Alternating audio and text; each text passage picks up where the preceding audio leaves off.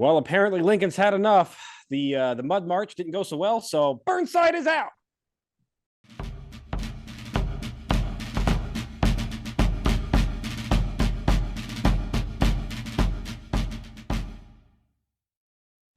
Hello and welcome to Civil War in Hindsight. I'm Lieutenant Tommy. With me, as always, is Prospector Johnny. And Johnny, this week, you know how a couple weeks ago Lincoln said, "Not gonna fire you, Burnside. Not gonna let you quit."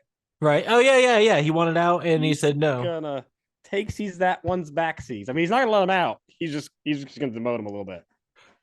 So correct me. Burnside said, "I don't want this job. I want out."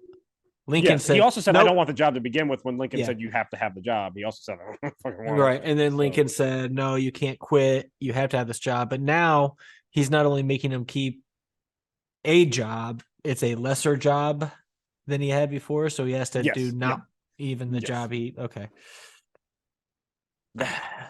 Yep. So it's going to open up, Johnny, on the 23rd with dissension in the Army of the Potomac as Mud March's failure brings heated arguments. Burnside is going to send a letter to Lincoln requesting to meet and requesting that Hooker, Franklin, and Smith be removed from command, with Hooker not only being removed from command, but being ousted from the Army entirely. Lincoln is going to flat out ignore this letter. Yeah. What's up with Burt? Like, what's got him? These three generals, specifically Hooker, have been doing a lot to undermine him this whole time. And Burnside believes that it was Hooker's intention all along to undermine him to then take his job. So he wants him just out of the army. Keep that in the back of your head, because it's gonna come around here in a minute. On the 24th of January here, Burnside's forces are going to arrive back at their winter quarters, where the entire brass just gets into a bickering match. They're all like, "It's your fault. No, it's your fault. No, it's your fault," and all that fun stuff. Like so now we have infighting amongst our army, because probably they're cold, they're tired, they're hungry. They've been fighting a senseless war for 2.5 years now, or however long. And I get it. You're going to have some scuffles. Mud and woolly uniforms. It's not the easiest thing to get out. So it's paid. Everybody's just grumpy. Yeah. On the 25th, Lincoln is going to finally respond to Burnside's letter by firing Burnside. Like demoting him, right? This is his demotion. He's still in the army. He's just no longer going to be the commander of the Army of the Potomac. And so that would explain why he completely ignored his little letter of, "Hey, maybe get Hooker out of here." Lincoln's like, "Oh no, your letter's on the way, son. You just hold your horses there." Burnside and Lincoln are going to meet, Burnside's going to be like, "Look, I really want these people to be removed from command. And if they don't get removed from command, then I'm going to resign." And Lincoln says, "Ooh, about that. Like, wait, we're not going to let you resign. We already talked about that. Yeah. And about you resigning, well, you're fired. Like, you're going to be demoted. You still have to fight, because when you sign that dotted line, you're commissioned. You can only quit if we let you quit. And Lincoln's not going to let you quit, but he is going to demote you." Yeah, that's right. That's where we are. He's just going to keep on kicking you while you're down. Yep. And he is going to place Hooker in command of the Army of the Potomac. The one guy that Burnside really wanted fired. So now he's going to make Hooker Burnside's boss. Yeah. And Burnside this whole time is thinking, that Hooker, he is after my job. And then Hooker not paranoid.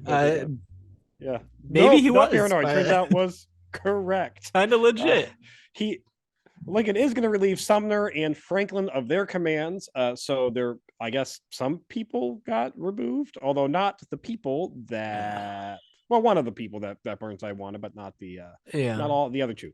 Now you got to shake it up a little bit, I suppose, if you're going to put somebody new in command. You get a whole new tree of generals. Yeah.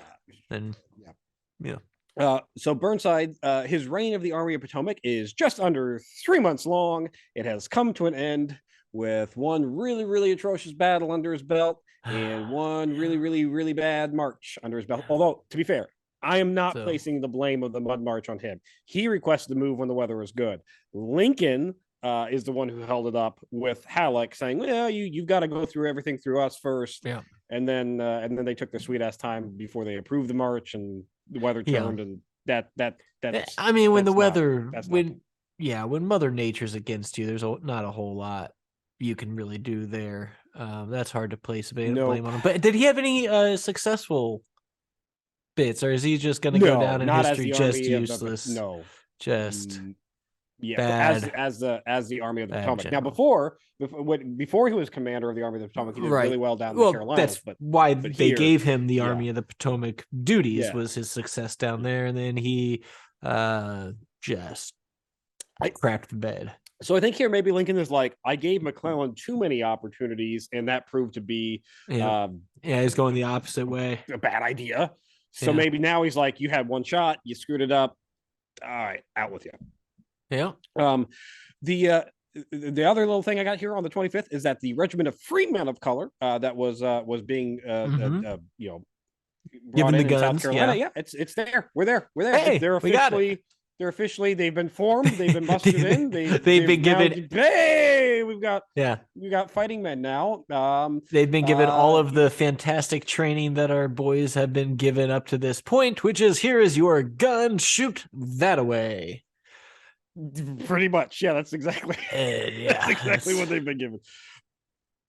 On the 26th, Hooker is going to take command of the Army of the Potomac, with a warning from Lincoln saying, and remember this whole part about he was trying to get his job from the get-go thing in the back of the head? Yes, right, yeah. Well, Lincoln is going to say to Hooker directly, and I quote here, I think that during Burnside's command of the Army, you would have taken counsel of your ambitions and thwarted him as much as you could, in which you did a great wrong to the country. It is in spite of this that I have given you command. Only the generals who gain successes can set up as dictators. What I now ask of you is military success, and I will risk the dictatorship.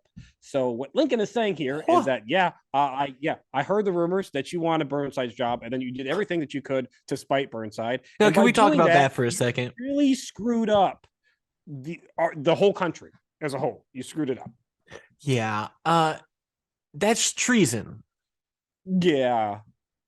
If he's having Americans die to thwart his fellow general, so that he could get his commanding officer, even worse, and to get his job, he's going to intentionally do poorly in the war. And then Lincoln, this yahoo's gonna be like, oh well, I guess maybe I'll have to be a dictator if we get a lot of success in this war. Is that what he was saying? Like, no. So you go have success and I'll take the dictator shit.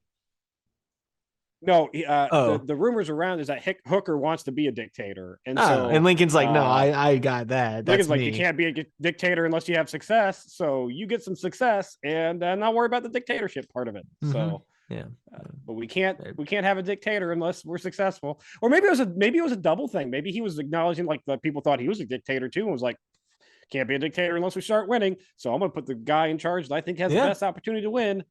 Who's the undermining, conniving, who is a treasonous, selfish sack of shit. So I can only imagine nothing but success for Hooker in the time to come. And speaking of dictatorship, Johnny, on the 27th, the proprietor of Philadelphia Journal, an A.D. Boilier, he must be from New Orleans or something, Boilier, he's going to be arrested and sent to Washington for printing anti-Northern materials. So yay, freedom of speech. There we go. Continuing to throw that. No, freedom of Northern supporting speech. Yes. Tommy, you can't just go around saying that the North clearly a traitor is not perfect and winning this war hand over fist. You can't do that. You just have to. It's on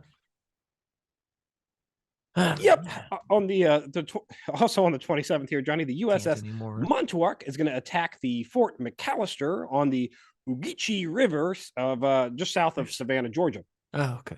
A lot of random names there. It happens. Anyways, it's going to bombard the fort for most of the day and then withdraw, as it really wasn't able to take said fort over. So I guess back up, try again later. On the 20th, we're just back up and just not try again. Wasting ammo. Just keep on going. Yep. On the 28th, Trader President Davis is going to urge his states to cut back on cotton production and focus on provisions. Just another sign that they are kind of running out of stuff. Guys, I've noticed you cannot eat this cotton stuff. And when none of Europe is trading for it anymore on account of you being a belligerent nation, yeah, maybe try planting some beans or something. I don't know. What else can they plant in the South? Lots of stuff, corn, probably. Some wheat. You can't go wrong with some wheat. Can't make bread without the wheat. That's a nice staple. Maybe he's also going to warn that chickens. Yeah, that too. Yeah. He's also going to warn that the loss of either Vicksburg or Fort Hudson would cut the South in two and cut off the trans-Mississippi communication, which would have untold consequences, congratulations. You figured out our war plan. We've been trying to cut you in half from the get-go. I can tell you what the consequences down to the last stronghold. They lose. Way to be smart there, Trader President Davis. You figured it out. Yeah. And Johnny, this week is going to end on the 29th with Confederate Congress authorizing a loan of $15 million from a French financier named Emile Erlanger. So looks like I don't know why you'd have a random French financier who would think that it would be a smart investment to give the Confederacy $15,000, or $15 million. But that's that's the plan here. And to you, Emilie, I hope that you are not dependent upon that money, because I don't think you're going to get it back. But we'll see how this. No, he probably traded it for Confederate bucks. So maybe, it's going to be worth a lot of money one day. Worth a lot of money one day. We'll see how this all pans out next week. That's it for this week in Civil War in Hindsight. If you enjoy Civil War in Hindsight, check out Historic Hindsight. We talk about all kinds of fun things, like our presidential series, where we finally found a president who wasn't a complete douche nozzle and John Q. Adams there. Or we had a war on drugs series that was a little bit of fun. Check that out.